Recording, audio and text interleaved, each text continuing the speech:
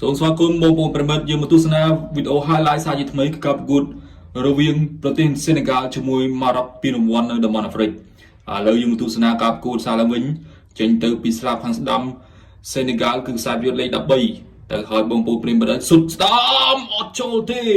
ដែលយេកីឡាករសេនេហ្គាល់សុទ្ធស្ដាំត្រង់នេះចូលរួមសោកស្ដាយលេខ13របស់កីឡាករសេនេហ្គាល់សុទ្ធស្ដាំត្រង់នេះវិសនឹងចូលទៅហើយតែត្រូវបានជួយសង្គ្រោះដោយអ្នកចាំទីរបស់ម៉ារ៉ុកអូហូបុកពុះណាស់បងប្អូនប្រិយមិត្តឲ្យតែពីរង្វាន់ធំនៅតំបន់អាហ្វ្រិកនេះគឺអ្នកគ្រប់គ្រងទាំងគ្រូបង្វឹករបស់ម៉ារ៉ុកគឺសពស្ដាយគឺថាសង្ឃថាបុកក្បាលមែនទែនខឹងនៅកូនក្រុមរបស់ខ្លួនគឺលោកវ៉ាលីនលើកចេញពីម៉ារ៉ុកវិញម្ដងប៉ុន្តែត្រូវឃ្លៀរដល់ខ្សែការពាររបស់សេនេហ្គាល់នាទីទី45ហើយគឺលទ្ធផល0-0គឺសេនេហ្គាល់0ម៉ារ៉ុក0នេះយើងមកវាយរំទស្សនាការប្រកួតបន្តទៀតចេញទៅពីសេនេហ្គាល់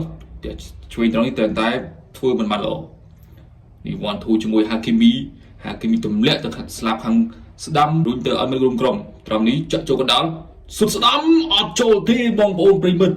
គឺអ៊ីលកាឌីកីឡាករលេខ20របស់ម៉ារ៉ុកសុទ្ធត្រង់នេះគឺវិសនឹងចូលប៉ុន្តែត្រូវបានជួយសង្គ្រោះដោយមែនឌីអ្នកចាំទីរបស់សេនេហ្គាល់អូហូគិតទៅពីរង្វាន់មួយនេះគឺស៊ីសាច់ហត់ឈាមគ្នាមែនតើ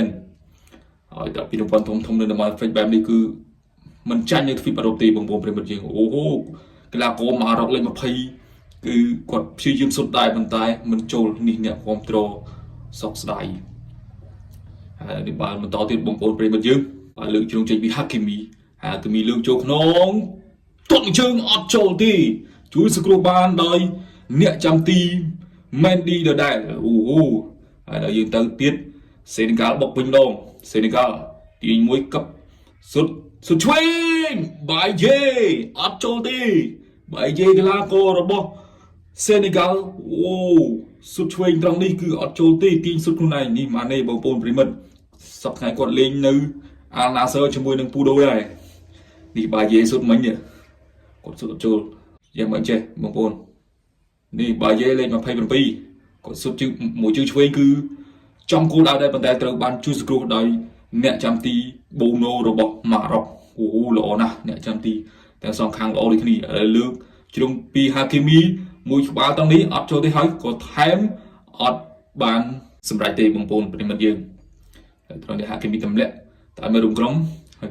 អូយ៉ាងម៉េចចេះលេខ25របស់កីឡាករសេនេហ្គាល់ចាប់ទាញលេខ10គឺជាខ្សែប្រយុទ្ធរបស់ប្រទេសម៉ារ៉ុកអូទាញយកតែម្ដងបាទនេះគឺពេលនឹងទីអត់បងប្អូនប្រិមិត្តយើងហើយនេះអញ្ញាកណ្ដាលកំពុងតែឆែក VAR ថាឲ្យបាល់ពេលនឹងទីឬក៏អត់ឆែកមើលម្ដងហើយម្ដងទៀតត្រង់នេះលោកមន្ត្រីអញ្ញាកណ្ដាលគឺសម្រាប់ចិត្តហើយគឺនឹងផ្ដល់បាល់ពេលនឹងទីទៅឲ្យប្រទេសម៉ារ៉ុកហើយបងប្អូនប្រិមិត្តយើងចប់សពគ្រប់ហើយចុងតង់ហើយគឺនាទី90ធ្វើឲ្យអ្នកគ្រប់គ្រងម៉ារ៉ុកសប្បាយចិត្តយ៉ាងខ្លាំងដែលឃើញមានក្របបាល់ពេលនឹងទីកើតឡើងឥឡូវនេះ Diaz ដែលគេចាប់ទាញមិនគឺលេខ10សុទ្ធទៅហើយមួយជើងស្ដាំអូយ៉ាងមិនចេះសុទ្ធបាល់ពេលនឹងទីសុទ្ធដូចជាលេងសើចជាមួយនឹងក្រុមសេនេហ្គាល់ចេះ Diaz យ៉ាងមិនចេះ Diaz សុទ្ធបាល់ពេលនឹងទីសោកស្ដាយតាមពិតទៅគាត់សុទ្ធយកជាកេះអ្នកហ្គោលប៉ុន្តែនេះគឺជាតិចនិចមួយដែលអ្នកហ្គោលជួយសង្គ្រោះបានមែនឌីចូលថ្នាក់មែនឌីស្រួលមិនពិបាកទេគឺ easy តែម្ដងដំបូងឡើយខាងក្រុមសេនេហ្គាល់គឺភើតពោះភ័យផងអផងថាពីរង្វាន់មួយនេះមិនសង្ឃឹមថាបានទេឥឡូវវាបកទៅខាងសុទ្ធស្ដាំចូលលេខ26របស់សេនេហ្គាល់គួយេព្យាយាមធ្វើម្ដងហើយម្ដងទៀតព្យាយាមបានបងប្អូនប្រិមិត្តពេលនេះរឿងថ្មីដែលបានកើតឡើងនៅលើពីរង្វាន់តំបន់អាហ្វ្រិកនេះធ្វើឲ្យអ្នកគ្រប់គ្រងរបស់សេនេហ្គាល់មានការភ្ញាក់ផ្អើលចំតង់ហើយចិត្តចប់ការប្រកួតហើយធ្វើឲ្យសេនេហ្គាល់រកឡើងគ្រាប់បាល់នាំមុខទៅលើម៉ារ៉ុក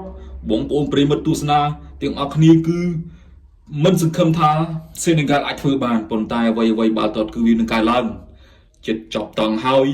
លេខ26របស់សេនេហ្គាល់គូយេផ្ទះមួយជើងឆ្វេងត្រង់នេះចូលមុំ90ធ្វើឲ្យអ្នកចាំទីប៊ូណូរបស់ប្រទេសម៉ារ៉ុកស្រឡំកាំងឥឡូវសម្រុបបន្តទៀតពីលេខ10របស់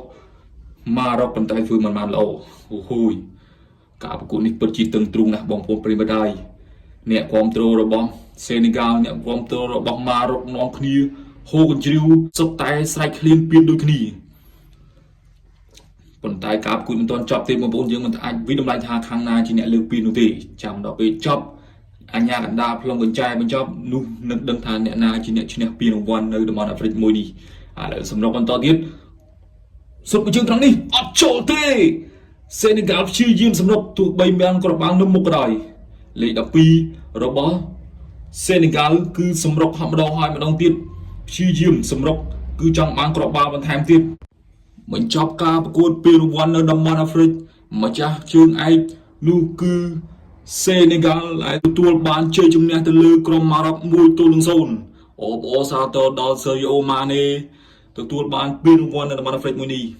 អរគុណប្រិមិត្តសម្រាប់ការតាមដានសូមជម្រាបលា